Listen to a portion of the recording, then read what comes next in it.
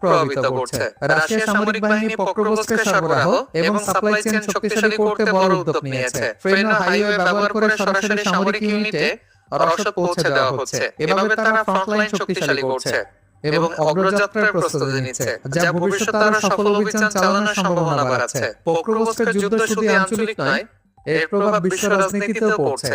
রাশিয়ার সামরিক কৌশল এবং দখলের প্রচেষ্টা পশ্চিমা দেশগুলোর কূটনৈতিক প্রতিক্রিয়া বাড়াচ্ছে। বিশেষত নেটো ইউরোপীয় দেশগুলো ইউক্রেনকে সমর্থন দেওয়ার মাধ্যমে উত্তেজনা বৃদ্ধি করছে। যুদ্ধের মাঝে নিরীহ মানুষ ক্ষতিগ্রস্ত হচ্ছে, শহরের বেসামরিক অবকাঠামো ধ্বংস হচ্ছে এবং সাধারণ মানুষকে ভয়াবহ পরিস্থিতির মুখোমুখি হতে হচ্ছে। রাশিয়ার পরিকল্পনা অনুযায়ী ঘনবসতি এলাকা আক্রমণ সীমিত রাখার চেষ্টা করা হলেও আধুনিক যুদ্ধের বাস্তবতা কখনো মানবিক ক্ষয় এড়ায় না।